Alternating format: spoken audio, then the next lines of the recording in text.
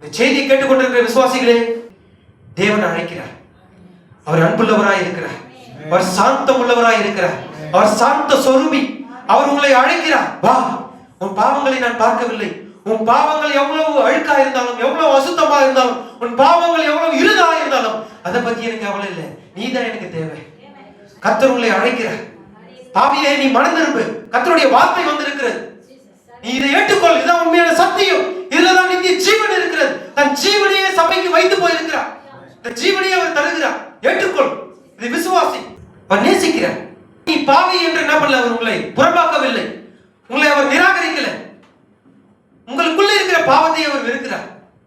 ஆனா உங்களை வெறுக்கல. உங்களுக்குள்ள இருக்கிற பாவத்தை தான் அவர் வெறுக்கிறார். ஆனா பாவியாகிய நம்மை அவர் நேசிக்கிறார். இதான் உண்மை. நம்ம எல்லாம் ரட்சிக்கப்படுவதற்காக தான் அந்த ஜீவ விருட்சமாகிய இயேசு கிறிஸ்து இந்த பூமியில வந்தார். இந்த விருட்சத்தை புசிக்கிறவனுக்கு மரணமே கிடையாதுன்னு சொல்லிட்டார். என் வசனத்தை கேட்டு என்னை அனுப்பினவரை விசுவாசிக்கிறவனுக்கு நித்திய ஜீவன் உண்டு. அவன் ஆக்கினை தீர்ப்புக்கு உட்படாமல் மரணத்திலிருந்து நீங்கி அவன் ஜீவனுக்கு உட்பட்டு இருக்கிறான்.